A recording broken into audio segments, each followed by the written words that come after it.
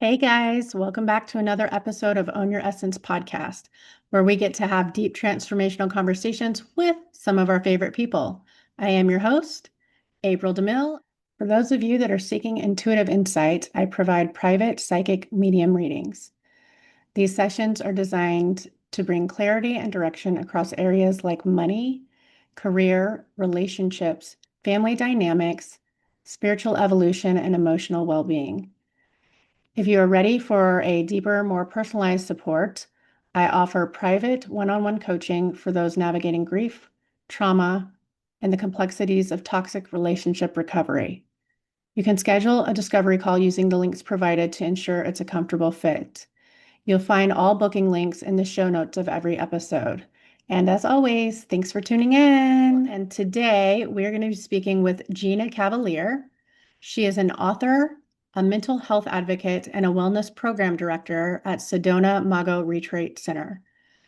Gina is the author of Planet Walking, a handbook for the living, and is known for her work helping people reconnect to purpose through compassionate, non-clinical approaches to healing. And I am very excited to talk to Gina about the work she does.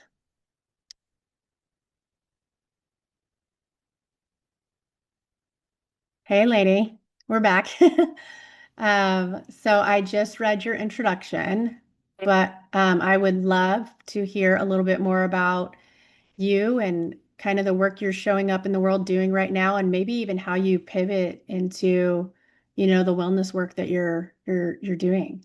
Yeah. Well, hello, everybody. Welcome. And I want to send a big hug out to everybody and thank you for being here, showering light all over everybody and well wishes. Thank you. Like she said, Gina Cavalier. Yeah, we've all had our crazy different journeys, and I just love that everybody has such an interesting story, actually, and that so unique. And I really thrive on hearing other people's stories as well. So I share my story because it wasn't something I always wanted to do, be front and centered, but it became necessary. And I was kind of told I needed to go into becoming a speaker and a teacher. I resisted it for a while because I didn't want to be put into that space, but I realized that was the best place to help other people. And in my progression with spirituality, I started with healing myself, and then it became very apparent that I needed to now share my story and help others. And now it's becoming very apparent that I assist the planet. So it just keeps growing and getting deeper and deeper. And it's been an incredible journey. My story really starts with suicidal ideation, though, that I had for decades. Yeah. And I felt absolutely lost in this world and that I did not belong here. Nothing could convince me Hmm. that I belonged on this planet. And when something would go wrong, i.e., a conflict, I lost a job, I had a fight with a friend, a breakup, or something like that, I would go through an intense period of suicidal ideation where I would either attempt or plan. And I didn't want to be here. And I wasn't even a typically like a depressed person. I still live my day, enjoying the things in life, but I just didn't want to live here. And it was a slow death in itself. Yeah. And it's painful, it's suffering. If somebody spends their entire life with suicidal ideation, I feel for them. And I'm happy to say that I don't anymore. I completely healed it.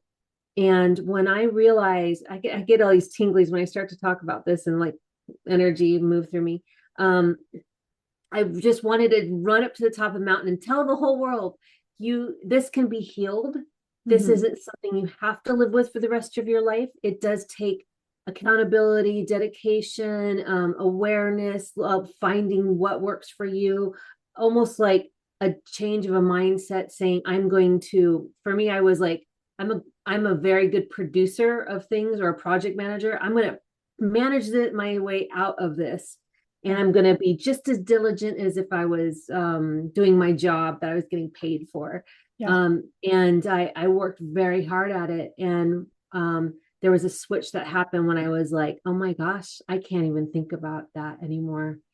And I Yeah. just wanted to share it with the world that this could happen. Yeah.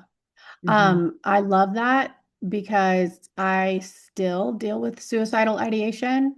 I would say not to the extreme that because I spent my entire life also feeling like I just for God's sakes, I don't want to fucking wake up. Like I can't like when some certain people have you know, certain levels of trauma and complexities that you can't seem to escape, and they just continue to repeating.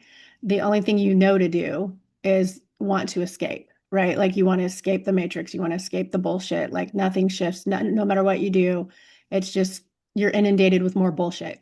And so I also spent the majority of my life just not wanting to wake up because why would I? Like, why the fuck would I want to wake up for more suffering? Who the fuck wants to do? Oh, yeah, that sounds like a great idea. Let's keep doing that. Like, nobody's doing that. So, No, um, well, yeah, so I'm just like, and I also was not a depressed person by nature. So a lot of times people go, oh, well, if they feel this way, they're mental or they're depressed or whatever, and that's bullshit. That's just a stereotype. It's not true. Um, yeah, I talk about this a lot. It's a good point. Just while it's coming up though. Suicidal ideation is completely different than other mental health. yep, And it's completely different. we don't talk about it enough. And even the professionals don't talk about it enough. Right. You might only have one suicidal ideation thought the entire year. Yeah. So it is not like a bipolar disorder or a manic episodes and all that stuff. Right. And but that one episode is 911. So, it's something you have to work on and deal with, Hmm. on a low hum consistently, if you know that you have that potential to go there, but it needs to be treated 100% different. It is For sure. not typical mental health issue. It might I have a I connection part, completely but agree. I would yeah. agree with that 100%. So I can't say mine's completely healed because nothing in my life is ever completely healed. Like we're always evolving, and expanding in all the ways. So there's not like oh, I reached the end and now I'm free. Like I'm not there. But am I more aware? Do I manage it better? Am I around better people, better support? Absolutely. So it transforms the Mm, way you hold space for it.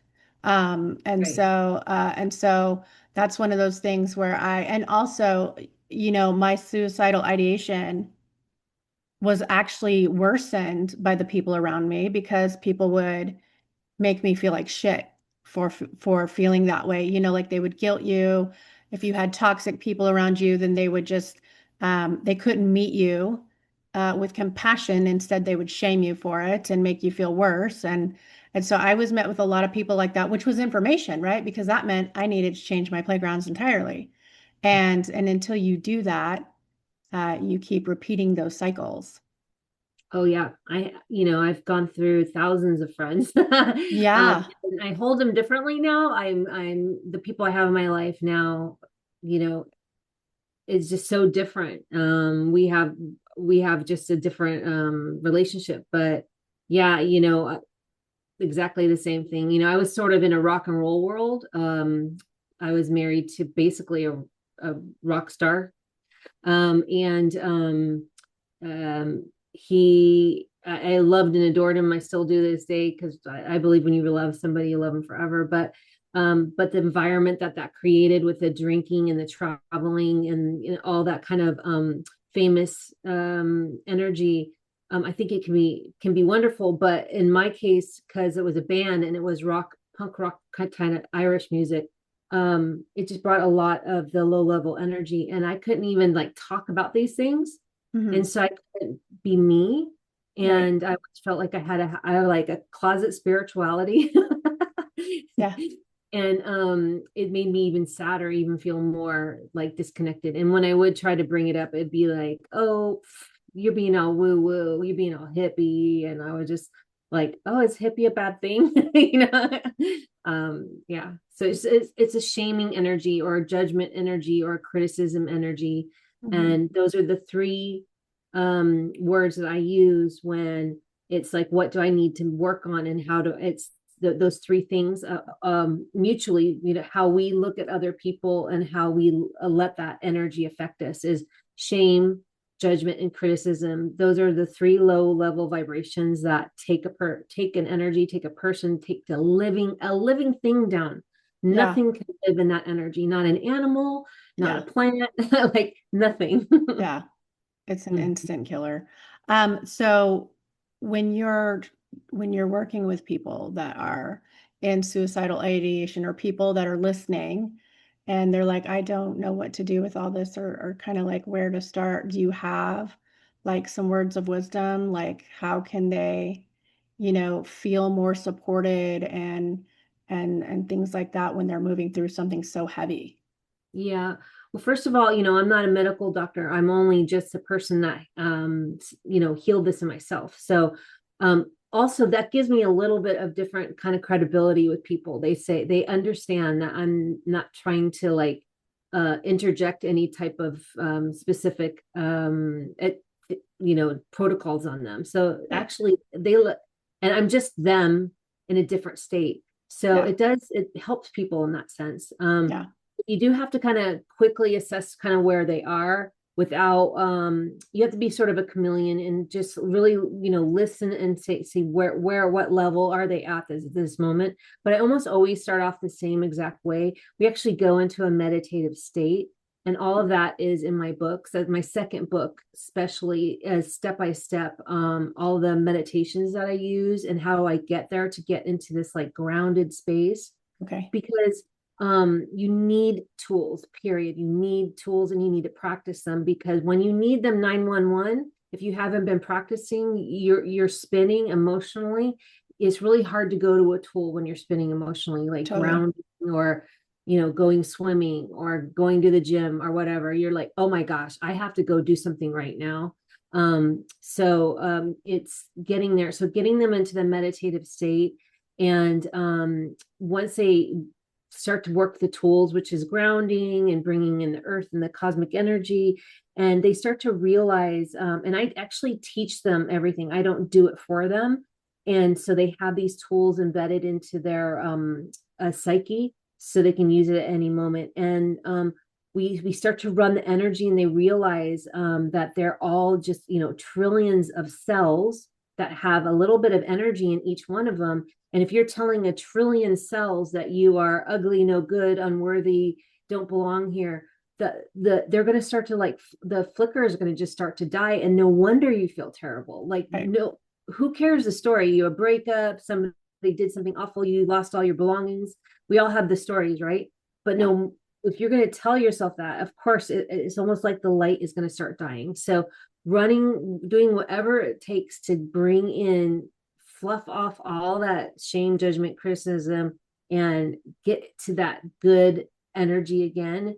And then you can do the work, because you just have to be able to do that.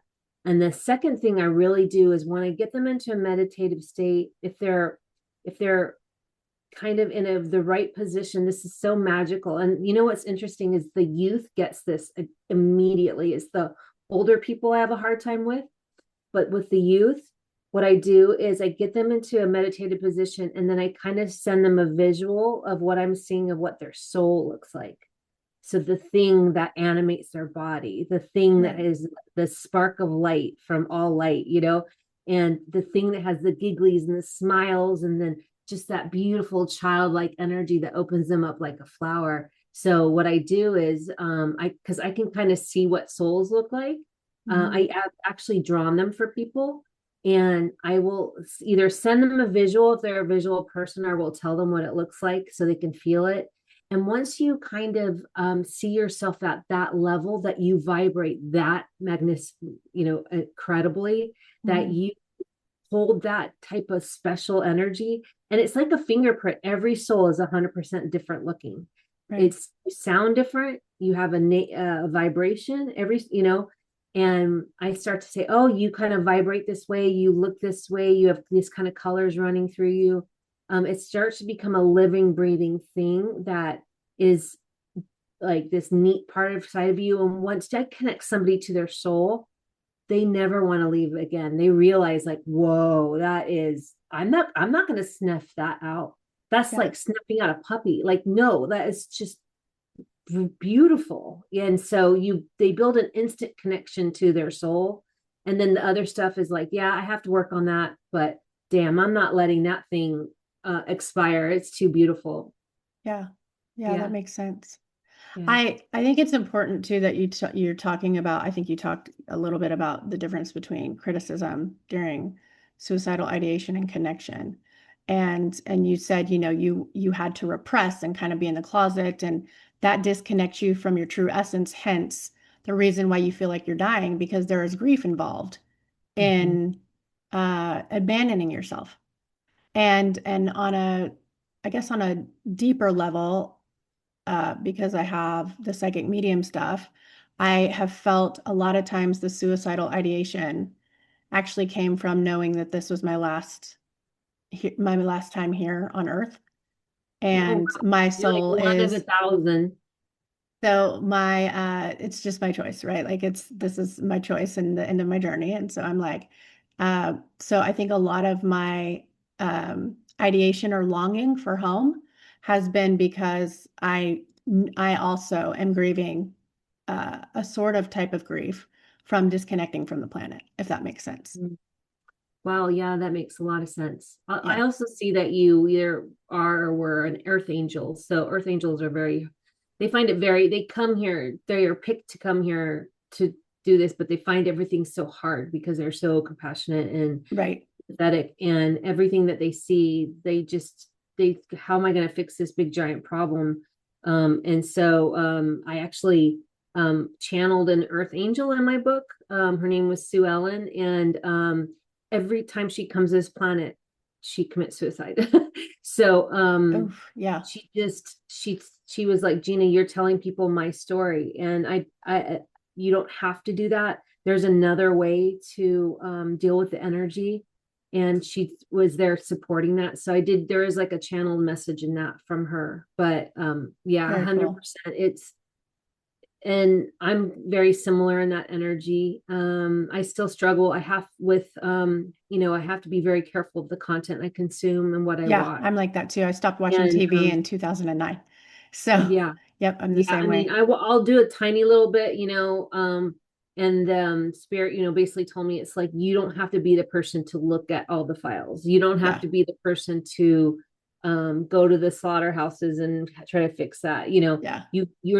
You're physically not able. Well, and So as I evolved, I guess as we mature, like the message becomes more about being present and being, because our magic is in that as opposed to doing. yeah, And that so, was a good permission slip I wrote for myself. It was almost, I think probably for you as well. We come in being like, I thought I remember being young and being like, I'm going to make everybody in the planet my friend. Everybody. Like, I'm yeah, just going to make them my friend. Nobody's going to hate me. It's going to be all roses. And I was like, this is hard. yeah. And I realized that wasn't what it was, the way it's supposed to be. No, yeah, it's definitely not. And we figure that out the hard way, unfortunately. Yeah. Yeah. So you also talk about like burnout and things of that nature. And I was going to ask you, how would somebody experiencing just utter exhaustion and burnout and overwhelm, how would they know the difference between that or just being tired?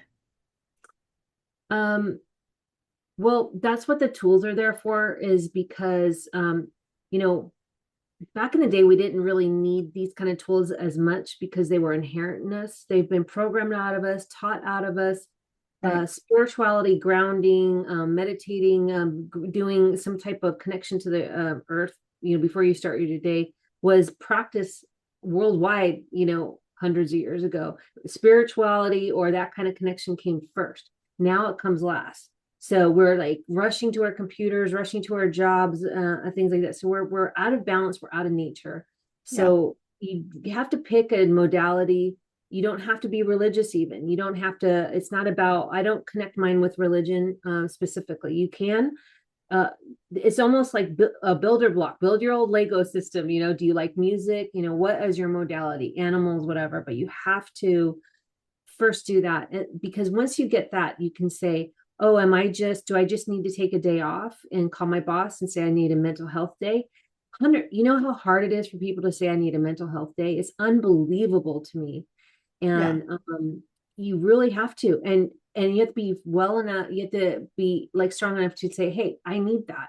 And actually, I look at someone who does it and I respect them a lot more. You know that you need, and it's normal. So we need to kind of normalize the people standing up to themselves and saying, no, you know, I need this mental health day. I recently did it when I was working on another project, and I felt so proud of myself. Just all of a sudden, I was just do my typical like running and exercise in the morning, and something just said, you're not going in today. You need the day off. And that's why I was saying it's the tools, because it's like I'm so practiced now. I know how to listen to my own intellect and instincts, because when if you don't practice, it just sounds like a lot of noise. But when you're kind of practice, you can understand when it's a part of your everything that you are saying, no, turn left, no, stop this. So it's really making that muscle of your intellect and your instinct like stronger.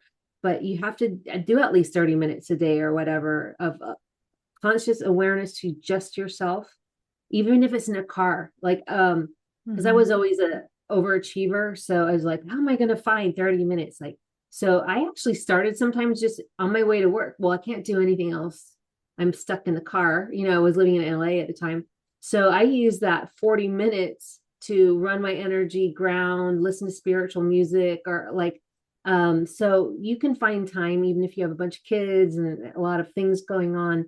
There are just those little pockets. And then once you get that practice, then you'll go take specific time out. You know what, everybody go get a babysitter. I'm going to go for a massage for an hour. You know, you start to understand that you're just overwhelm yourself if you don't, you know, put in these things for your own mental health awareness. Yeah, I actually learned a lot about in the last couple of years, I've been working with a specific nanny family, and sometimes I would discover that if I took a whole day off, I actually figured out I didn't need the whole day.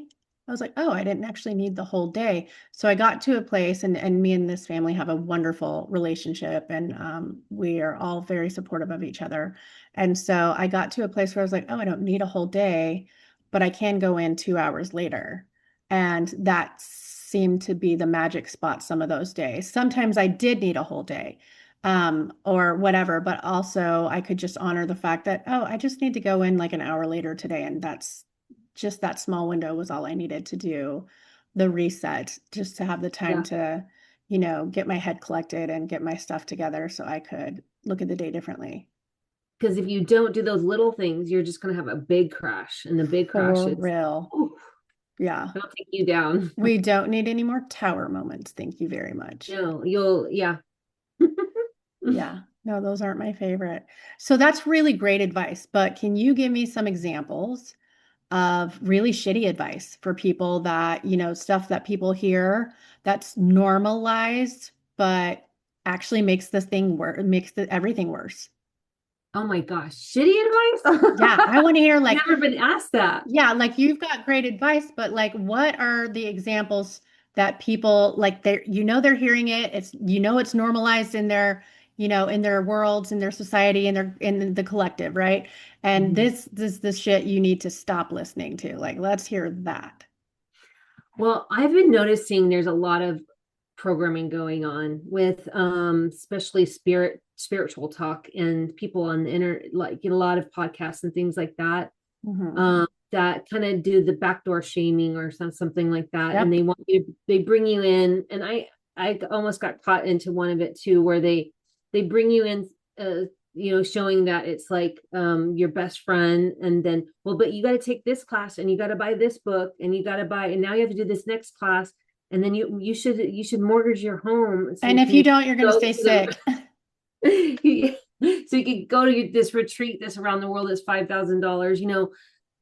I if it's not smelling right, it's not smelling right. and just trust yourself. And that's really hard because when you are in a mentally hard, challenging state, Yeah. that's why I created the books, because there's resources there that if you just want to be quiet and kind of dig through it on your own time and at your own leisure.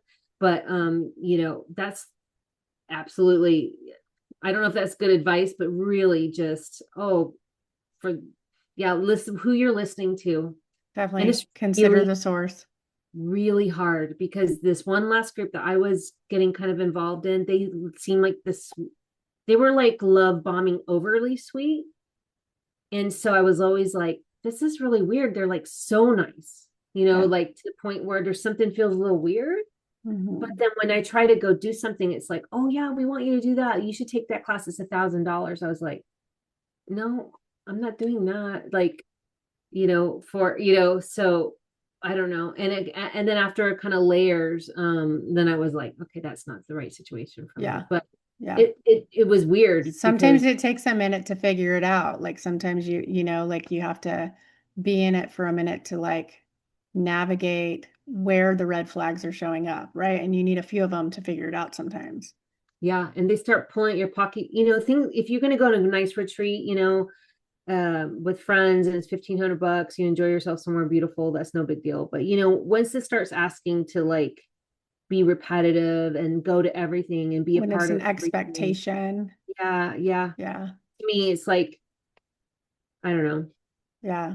I feel like anybody that's teaching you to repress your emotions for one is Oh, um terrible advice. Like I, never abandon yourself. And then I don't know if you feel the same way about the manifesting talk or the manifesting world. Oh, it's so victim shaming, blaming, because it's like, oh, you're creating your own hell. Well, yes and no, right? But also like, how about you meet those people with compassion instead of shaming them because they're not manifesting hard enough or they're doing something wrong and not getting the results they need. And yeah, you know what I mean? So things like that where I go, this is bullshit. no, yeah, manifesting things are very interesting to me. They are. It's like a giant whole podcast on its own, but For real. but That's a whole series by itself.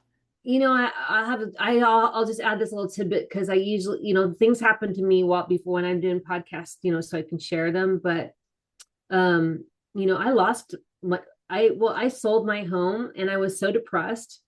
I was planning on ending my life and I had about $1 million in equity and I didn't want it to go to the state. So I sold my home. I rented a really fancy place in Hollywood Hills, had a big birthday party with like a whole band and everything. And nobody really knew. And I was paying off my friends' bills, vets' bills, lawyer bills, or just giving away all the money. You know what Yeah. I mean? And I actually, in that effort of giving away all the money, I started to, actually releasing the money and its power over me and saying bye, bye, bye, bye, bye. You know, um, was a big spiritual change for me Oh because yeah. it locked me into, always the fear of losing the house, fear of losing money, fear of this, like with everything to do with finances. Not saying I don't ever have fear of finances now, but I took the power away from it by giving away all my money. Yeah. It literally went down to zero. I gave away $1 million. I gave away all of my life. And then I fell in love with myself. And then now I want to be here. But now I'm having to start over. I don't have retirement. I don't have any of that stuff. But I'm Mhm. sort of like, it's going to be okay. But Right. Because the um, universe has your back. You're like, I was okay, it's watching fine. last night these people living in Hong Kong in these, like they call them coffin cages or rooms. And they're just little tiny rooms and they're about $400 a month. And it's so sad and depressing. And I was just overwhelmed by, you know, these like millions of people having to live like that. And then, just look, you know what I mean? So there is, I don't know, when I'm thinking, well, maybe it could be better where I'm living, or or anything like that, or maybe because I did get, like, I was so used to having a house. It's like, it's so weird not to own a home. I own a home since I was in my 20s.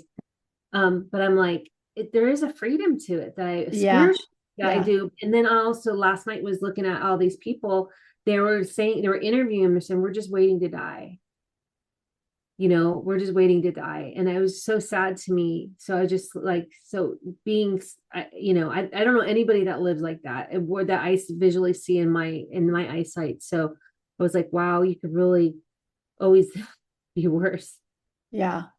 Yeah. I mean, it can always be worse, but in a way that's also minimizing your suffering because then you go, oh, it could be worse. And then I feel like we shut ourselves down by saying we could have it much worse. But really, it's like we're allowed to feel Yeah. all the feelings of that discomfort Of without, course. you know what I mean? Like Yeah. sometimes without, um, oh, other people have it worse. That might be true. But, Yeah. and I can't say for you, but for me, when people would say that to me, it was because they were like, you're not grateful for what you have. It was more of a shaming, right? I see. And Yes. so I had that voice repeating in my head, and I would do the same thing. I would abuse myself and shame myself because it could always be worse. But the fact of the matter, it doesn't fucking matter if it could be worse. Yeah. We're It's true. allowed to Yeah. have all the feels about this situation right now because that's the gift of being human. Yay. Right? Like that's what it is. So yeah, like I have to be mindful of that myself. Yeah. So I'm not bypassing or, shutting myself down sometimes. Yeah. We'll have to Yeah. talk about manifesting some other time, but oh my gosh. That's Yeah, it's that whole thing. I think that, the toxic positivity and, oh, you're not doing it right or doing it hard enough or, you're creating your world.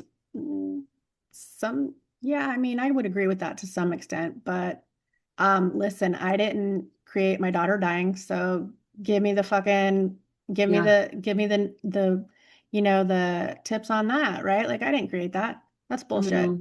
I don't buy Oh, that. that's You know what I terrible mean? to Like say that's what that I'm to saying. somebody. I That's can't what I'm imagine saying that. though. Like Yeah. when you think about like, yeah, okay, I mean maybe there are levels of co-creation, but did I create my kid dying? No, I did not. No. I wouldn't do that. I wouldn't be like, oh, this is going to be for the best, even if it is. Let's sounds like a great idea. Let's do that. Nobody's doing that. Yeah. Yeah. So like, no, I don't think so. So there's a lot of things there where I just go, I think there's something missing here and it's being misused. Yeah. I'm so sorry about that. Oh, kills my heart. Kills my heart. I didn't have kids. I always wanted kids. Something told me he was like, they're like, you're so lucky because your heart would have been broken. I just can't, I couldn't. Oh, so hard.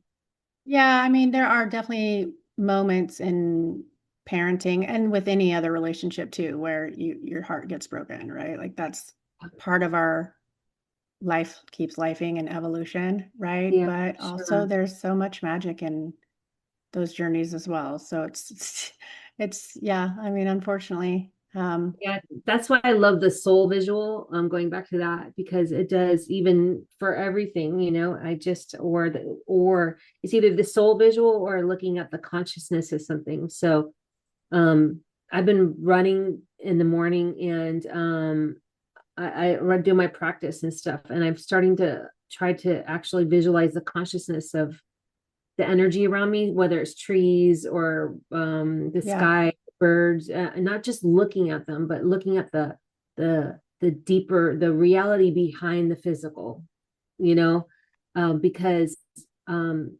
especially when you have suicidal ideation or depression or you're lost in the world, when you get to see beyond the physical or feel beyond the physical, that's to me where all that magic is, and then yeah, you can see maybe why certain things happened, and that's different than manifesting, but yeah. totally. Yeah, the acceptance of, the way things unfold is absolutely different than manifesting. I would agree with that too. Yeah. But Yeah. yeah, there's um, having that uh deeper wisdom really is a freedom of its own as well. Yeah, it is. It really is. Yeah.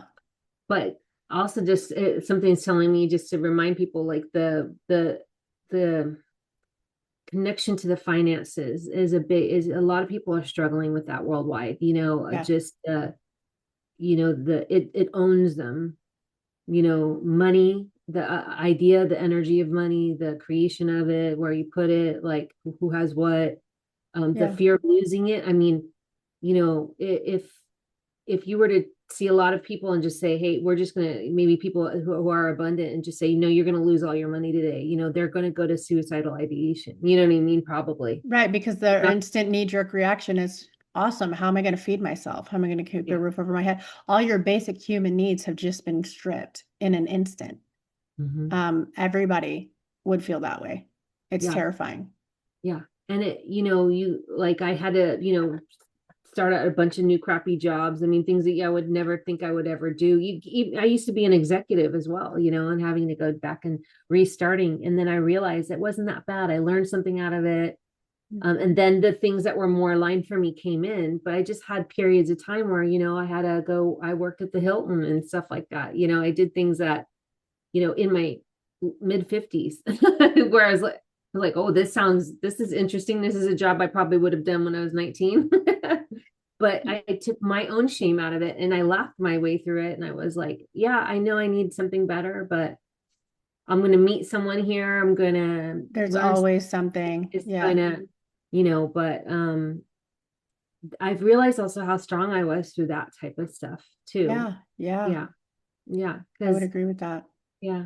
Well, and actually, while we're on this subject, you talk about, purpose, and especially purpose through compassion, reconnecting to purpose through compassion. But also, I would like to add that um, my purpose found me. Like, it landed in my lap. Like, and there was no way I would have ever been like, oh yeah, I'm going to specialize in grief and trauma and, toxic relationship recovery. Nothing about that is at the popular kids table. Nothing. Nope. Nobody's like, oh yeah, let's go do all the hard shit. Nobody's wanting to do that. Then the life unfolded the way it did, and it was just kind of the nail in the coffin, quite literally, when my daughter died. So it was like my purpose just landed in my lap. Here's what you're supposed to do. And a lot of that um unfolding had to come with compassion. There was no other, there was a level of compassion that even came from my daughter's death that I would have never had before. Yeah. Oh. I we all have, to me, I believe, a blueprint and and signposts that we're supposed to hit, and Yep, certain skills and gifts that we have. Not absolutely. saying that we can't, cross those lines and do other things, but there's certain things that we're really good at, that we're inherent at, but we struggle because we tried. Our ego wants us to do something else. Yep, Something that I did put in my book here at the Planet Walking, the Handbook for the Living. I perfect. traveled this in 7 weeks, 10,000 words a week. And I have I have a way in here. How do you find your themes and your gifts through your blueprint? And the reason why I love that was because, especially when you get into spirituality, right? You're starting to, I worked with a shaman. I did some Hinduism stuff. I worked in Kabbalah. I did like all these different things. And I worked with some mediums. I did remote viewing classes. And I was just sort of like, and I was like, oh, I want to be like that guy. I want to be like that guy. I want to be like that guy. And I was like, but that doesn't work for me. Am I supposed to be a shaman? Like, I kind of had this like spiritual confusion for a little while. Yeah, And I felt kind of lost in the soup of it all. yeah, And you kind of feel like that you're supposed to make a choice, And so this shows you how to do yes and no questions to find out what your gifts are, and actually really helped me. So my gift was a cipher. And I didn't even know what it was. I had to look it up. I was like, what's that? I was like, that sounds awful. yeah, What am I, like a funnel? What is that? But a cipher, is literally like funneling from spirit and source or whatever, information in through, and I have to share it with people. And it's like, I'm supposed to take in the information and share it, take in the information and share it. yeah. And that's exactly what I did in my two books. And once I realized that, man, I just wrote that stuff. It just came. Publishing deals came. I mean, I was so connected to it. And I was so grateful because I got to carve out a path that really met with my actual inherent gifts, instead of struggling to become like the best shaman or the best medium. I can Yeah. do a little bit of that stuff, but it wasn't my exact path. And I just have flourished since I found out my path. It's helped a lot. Yeah. You know, learning about my archetype, what I'm supposed to work on, victimhood, obviously. I'm a victim. I'm a self-pity person. When, I would self-pity, that was a part of my archetype. And I had to like learn how to stop self-pitying myself and Yeah. rewire that part of my Like programming how to training. like Yeah. mature out of the victim mindset. Yeah, and I do, even when anything comes my way, I slow down. I don't throw all the emotions in there at one time. I take a deep breath. Even if someone's mad at me or yelling at me, I go, okay, because I used to be so fast. I just calm down. I look around, and then I try to really examine the situation a little bit more. I try to look at my part, my role in it. Yeah. And then if it's, hey, you know what, that's just the best. I'm sorry, that was the best I could do at the time, and I don't self-shame. Yeah, you know what I mean? So, but any type of practice, you will inherently start to self take care of yourself while you're working on it. Like, Yeah. yeah. Yeah. I would agree. Do you have your other book right there Yes. too? So this is Surviving Suicidal Ideation. Oh, love it. Yeah, and I became an artist. I channeled the art too. I did about 30 images in here. Okay. I wrote it with a trauma-informed therapist because at first I was like, who's going to care about just some girl who says she doesn't have suicidal ideation anymore? I wanted to have a medical twist on it, which was really great. So this was published by the Swedenborg Foundation, and it's actually a workbook. So it Oh, has, yeah. yes, like resources, and I've had people, I'm getting chills. I've had literally people who have called me. I'll just use one person. She's a surgeon's nurse, like Okay. high profile, very intense job. And she came to one of my classes and things like that. But she told me that she was just so on the edge. She was ready to go. Like she did not want to be here anymore. And that she picked up this book and she worked it. And she's like, it saved my life. And Yeah. it just, you know, oh, and to see her smile and to say that, and she's got the second book now, she's doing the tools, to see her saying, Gina, I'm working on my energy, I'm grounding, I had this, and now, like, the thing is that those, if you haven't gotten to the point where you've healed it, they're going to come. The Yeah. suicidal ideation is probably going to come at some point. So now is the time where you do the pre-work, Yeah. Yeah. to take care of it. That's right. Proactive. Being Yeah. proactive is, I think it helps with, longevity and success for sure. Yeah. Yeah. Yeah. Do you, I feel like oh, yeah, I know what we were missing, nervous system awareness. I know that that's something else that Oh try my to, gosh. yeah. So do you I have, still wake up with panic attacks. I okay. have PTSD. So that's why I always start with grounding, because I'll start to get this flourish of like fearful energy. I know what my patterns are. My patterns are like, I'm starting to feel like I'm a little lost in the world, that nobody really loves me, I'm unworthy. Um, you know, and almost those things like flush over me still. And then I'll just have to ground, which my method is, I create a grounding cord wider than my hips. I send it to the center of the earth where the lava is. And I have it hollow on the inside. And usually I use like a tree. And I just and I said, anything that's all this energy, I'm just releasing all the energy, and I literally imagine it falling out of my body and into the earth and into the lava. And instantly, I just feel better. And I do it, and this is why if people don't believe me, I say, try this on an animal if you want. Like sometimes you'll see, like if a cat or a dog gets scared for a moment, you can put your hand over them, even if this isn't your skill, but most people can do this, and you can feel like a little energy buzzing.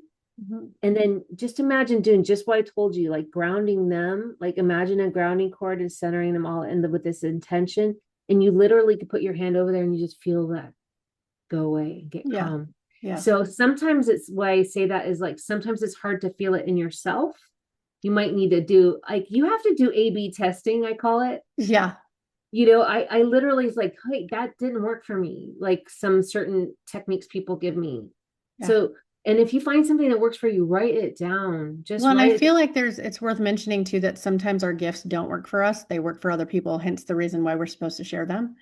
Yeah. Because when I was practicing Reiki, one of the things I noticed was it did work for me, but it worked differently for me than it did for other people. And I had Mm. to let others practice Reiki on me for me to receive like Ah, in it. Does that make sense? Like it would yeah. just so I would absolutely agree that it's sometimes you have to toy with it and Yeah. find what works. Yeah. But I think when you can get into a meditative state, you can you can work on anything, because our Hmm. spinal fluid, the the spinal fluid, although all the way in through our spine, through our neck, and all the way down into the spine, that that spinal fluid is actually our connection to all our chakras and to spirit. Hmm. So if you are, say, in a bad space, curled up into like a fetal position, crying, right? And you're like, I want to leave this world. I want to exit. You're in a stage 5 911 situation. First thing you do is you got to get up. You got to start walking around. You got to go for a walk. You got to pet an animal. You got to move that energy, and then you got to imagine that any kind of like light or rainbows coming in and going into that spinal cord fluid and flushing that system. Yeah. And that's our connection. And so for people, 90% of people are visual. That's why podcasts are so great. So if that's why I give them these visual cues, because if they can imagine this light going into the spine and like literally taking those blockages away, it feels good. They can feel it, and they can visualize it, and they're going, oh, I can feel it going into my heart and helping heal my heart and taking away that burden I'm feeling from crying so hard, going into my lungs and into my organs. And oh, like I'm right now, just as I did that with you, I just felt a big oof from Yeah. either myself or some people out there. But so it's find what works for you. But that for some reason spirit was like, talk about the spinal cord fluid, because that's where all the information highway is of all of our nervous systems and connections. Yeah. So it's not here to work on here, it's through the spine to work on Yeah. here. Yeah, Does that that make makes sense. Yeah, Yeah. absolutely. Yeah. So also, Gina, you are a program director at a retreat center. Are you loving I actually that? just left there. Oh, okay. So you're Sorry not about in, that. no, you're good. It was only a couple weeks away, but yeah, I just went independent, and now the Liberated Healer. I went back to my own company and do my own healings, my own courses and classes and things like that. Yeah, Okay, perfect. yeah. Well, I was going to those, be doing that, but like I said, the retreat centers were just like not my vibe. no, yeah. Yeah, yeah, Um, Probably better just to do your own thing, like you said. yeah. But they're I'm still doing it. stepping stones, right? Like it's still Yeah. like a step in figuring that piece out. Oh, I loved it. Yeah. I mean, I so I'm a writer, and I also write fiction.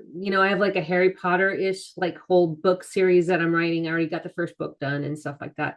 But so I love in meeting individuals, even like yourself. Like I feel like you're such a unique person. Like I love hearing people's stories. And that the reason why I'm mentioning is every one of us is just we're just so immensely unique and interesting. And our Totally.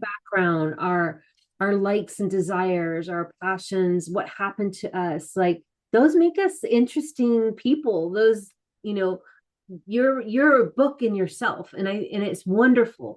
So I laugh now. I used to always think of it as a negative that, I've been married a couple of times, and I've had all these relationships, I've had all these different jobs, and I've moved and stuff. And I used to think of that as a negative, like somehow I don't have it all together. But I realized that my soul wanted to go on a chaotic roller coaster journey to learn all left, right, and center. And I take it now, and I'm like, bring it on. It's so Yeah. what used to be something I was embarrassed by is now something I'm like, yep, and that is my strength. I can jump into any situation at any time.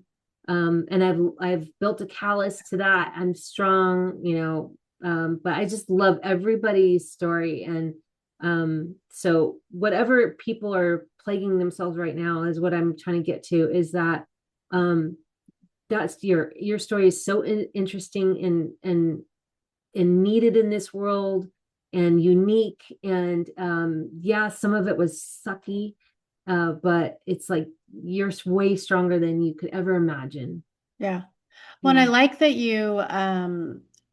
you talk about that right now because uh you're talking about like embarrassment from our past and all the things, and that has been a conversation in my own household the last couple of weeks. Mm. And I've had a lot of family and other people, friends, people in the community that have been like, they have been embarrassed and ashamed about my past. And I'm like, hey, listen, that's your problem.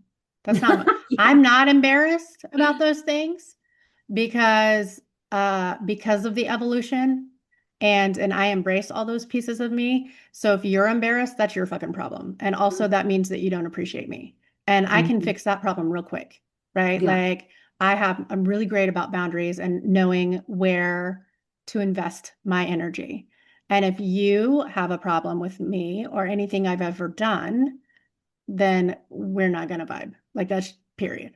Right. So those are one of those things where I've also, gotten to a place where was I out whoring around? Was I doing all the things in my life? Was I homeless? Was I a druggie? I did all that shit. And I am okay admitting I have no shame about it.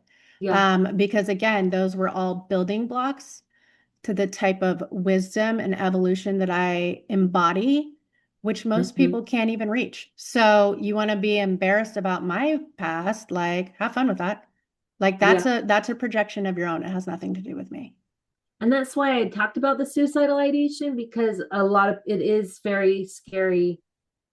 I couldn't talk about it like this until after I healed it.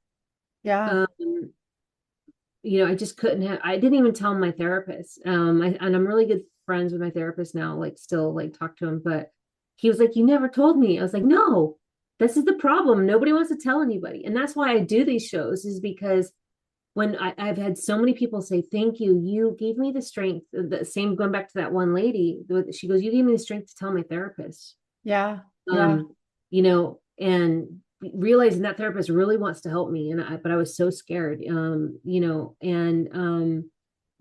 that I'm healed, I can talk about it, but I want people to be able to find the light and talk about it now. I've had so many people and so many examples of people that say, Gina, oh my gosh, the minute I said it out loud to somebody, it took its power away. Yeah. Well, and that's the beauty is the empowerment Hmm. comes from voicing our truth.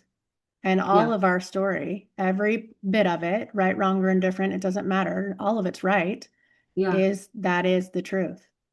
Yeah. And And it's not just women or men or young or old, it's everybody. And it's world. everybody, yeah, So, yeah, yeah. yeah. And I'll just share a quick story, because it was we were at an event in Malibu. I was raising money for the documentary I'm trying to raise about suicidal ideation. And this guy came, he was an artist, kind of famous artist. And then his friend came, who basically started the cannabis in Los Angeles. So he's very wealthy, extremely wealthy, like had all the bling on. And he was there with his model girlfriend, who was gorgeous and beautiful. And it was very intimate, probably like 80 people. And I, spoke and we talked about it. And afterwards, my friend sent me a message and said, I have to tell you my story now. And I'm like, okay. He said, you saved my life that night, because that morning I was going to do it. That morning, something just kept saying, just go to Gina's event, just go to Gina's event, just go to Gina's event. And he did. And he brought those other friends. He said they went to dinner afterwards, and then they all started to share that they have all suffered deeply with suicidal, all three of them. Yeah, And I say that because it's not like they have everything, right? In our mind's eyes of people that don't have something, they had the right. money, the looks, the group, but they were just as bad as everyone else. And he said that they created a pact to call each other whenever they're suffering. Oh, Yeah, good. feeling Yeah. bad. Yeah. And because they're sort of like darker, macabre kind of people, they're the boys especially. He says, "Well, we made it kind of macabre," and I'm like, "What do you mean?" He goes, "Well, I'll just call him up and tell him I'm in a bad space, and he'll ask me like, well, how are you going to do it?' And I'll say, well, I'm going to jump in a wood chipper." And he's like, "Okay, dude, I'm going to do it like this." And I'm like laughing because They make some it's humor their about it. way of Yeah. healing and getting to the laughter. Yeah. And he goes, I hardly ever have to do that now. It's almost like I had years of therapy that it never worked Yeah. for me. But now that I said it and I found a friend that I could share it with, he's like, we don't do it. We don't have it anymore. So Well, that's yeah, and quite that's, sweet. I would Yeah, agree that being met, there's something when you're witnessing someone with compassion and being met differently, because like even in my own experience, gone to all the therapists and all the things, and guess what? It didn't do shit. It did nothing for my mental health because they weren't prepared. Most of them don't actually have experience with some of the things that I was moving through in my world. So they didn't even know how to treat the patient, and that actually caused more damage. what I Um, thought was hard is that they work you up and they bring out all these emotions and all this stuff and all these memories. And then they're like, okay, bye, see you next week. And then you're like, yeah, you don't have a way to like move through it. You're like, what am I supposed to you're in do your with it? car driving, like, oh, I feel worse. I wouldn't, now what do I do? I have to Yeah, wait. and I think that that's why it's so important for people to do you want a therapist and a sounding board? Fine. But find Yeah. somebody that actually maybe can coach too, because then you actually have practical tools and skills that you'll learn instead of just having a sounding board. Yeah.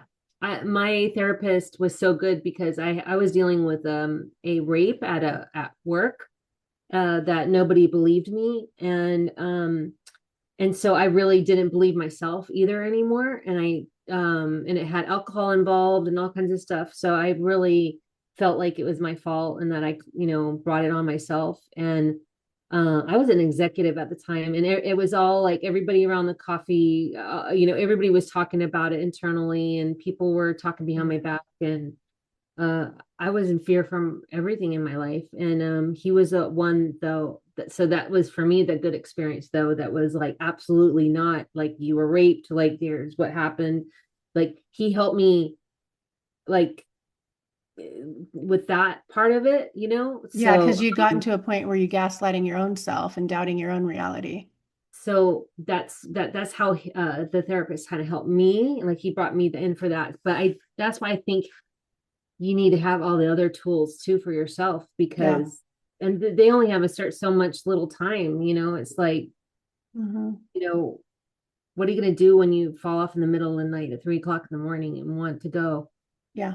You need the tools. Like for me, I Yeah, had because breast. your therapist isn't on speed dial at 3 in the morning. They work Monday through Friday and 9 to 6, right? So, And I'm just glad we can talk about this, because I feel like about when I was really struggling, I like 6-7 years ago, you couldn't have these conversations. no, It's just yeah. Well, and I I think, the generations before us, people weren't allowed to talk about anything, sadness, everything was swept under the rug, like when you talk about like the 50s and all the things like, you had to, everything was hush hush and now we wonder why there's generations of illness afterwards. So that's fun. yeah, yeah. Yeah. So, Gina, do you have anything else that we need to touch base on that we didn't, or any final words of wisdom that you want to share? Um, just I used to say this little saying I created when I was like 8 years old, and it means something to me now. Um, Okay.